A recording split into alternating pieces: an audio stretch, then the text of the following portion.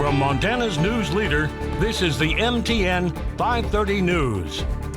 Good evening, everyone. Thanks for joining us. I'm Russ Riesinger. Details tonight on the plan for fall high school and middle school sports in Yellowstone County. The games will go on, but because of the COVID-19 pandemic, fans will not be in the stands. That's just one of the changes announced today as the county health officer released the policy for schools in the county. County school districts and health officials said today that the plan prioritizes student participation and safety. We've got team coverage tonight, beginning with Q2's Mitch Legge.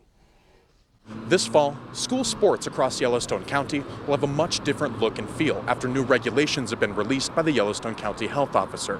Now, those preliminary regulations include fans not being allowed to attend sporting events, but that all could change if the COVID-19 situation changes in Yellowstone County. The plan for school athletics came together with input from the Yellowstone County school districts and County Health Officer John Felton.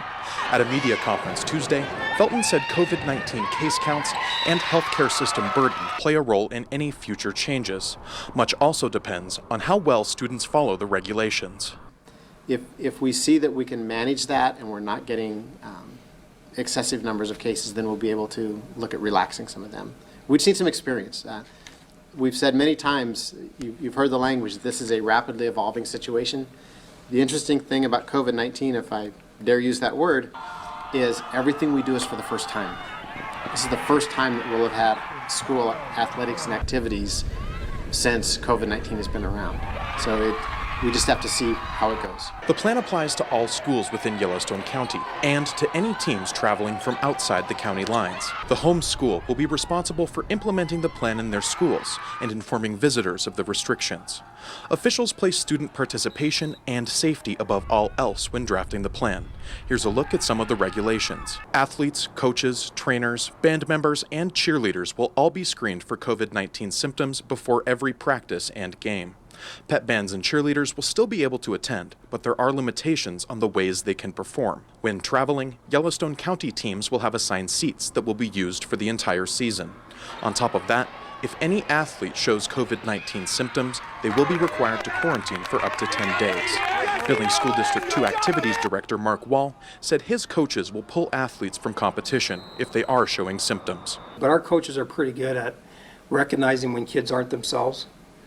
And I have no doubt at all that our coaches will do the right thing when they recognize that there's a situation. Whether it's the best player or not, I have no doubt that they will do the right thing. While fans won't be allowed inside the sporting events, members of the media will still be able to attend. For more on how the game day experience will change, let's head over to Casey Conlin. Mitch, things are going to look very different for games inside Dallas Stadium this year. We already know there won't be any fans, so who will be here? Well, we do know there will be band members, there will be cheerleaders who are allowed, and there will be the full traveling teams for your AA schools. Those usually can be 75 to 80 guys each. Now, things will look fairly normal for kids that are actively participating in the game. However, once you come to the sideline, you will be required to wear a mask at all times. There's one big difference. Another involves water bottles. Now, typically in football, they are shared throughout the entire team. That's a no-no this year. So each person has to have an individual water bottle. And finally, it's important to note that these guidelines are only for games played inside Yellowstone County. So if these teams travel on the road to a different county, they have to adhere to those health board standards. For example, right now, Park County, which has Livingston, will not allow anyone from Yellowstone County to come and play sports or do activities. That's Central and Laurel in Class A, means they cannot go over there right now and participate. Fall sports certainly will look different. We'll see if anything changes as COVID numbers ebb and flow over the first couple of weeks. In Billings, Casey Conlin, MTN Sports. All right, thank you, Casey. And Mitch, the high school golfers have already hit the course, while other sports are allowed to begin their seasons next Friday. And as you might imagine, the new policy is getting a lot of reaction tonight. The decision is breaking some hearts, while others feel relieved. Many people giving their feedback on the Q2 Facebook page.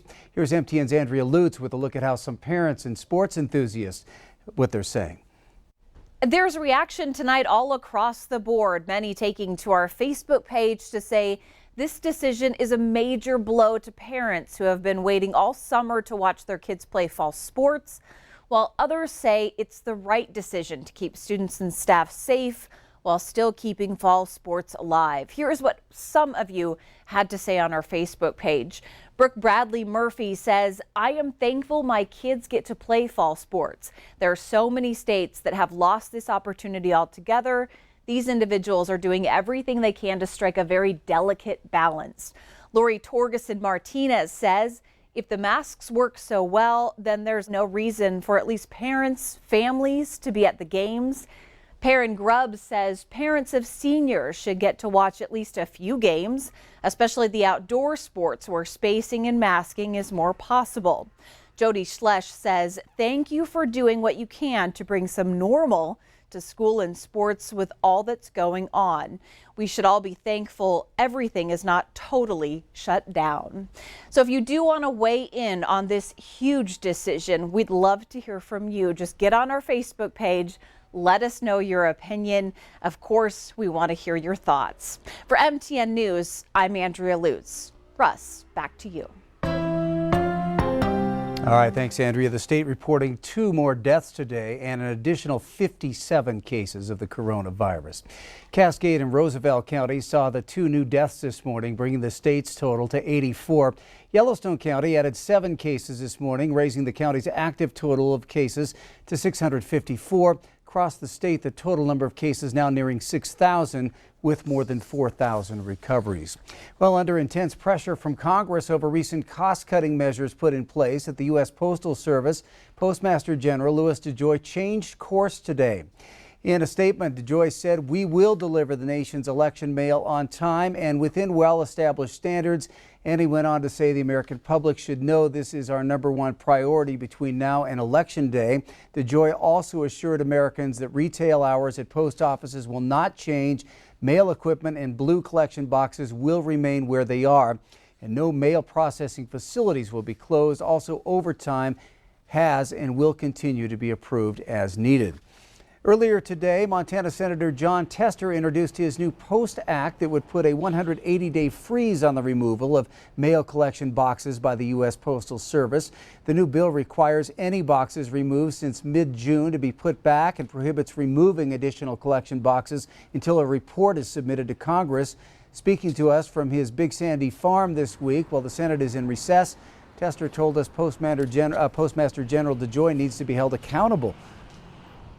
You could set your clock by the mailman coming to your house. And now without the overtime, with the sorting machines being retired out for no good reason.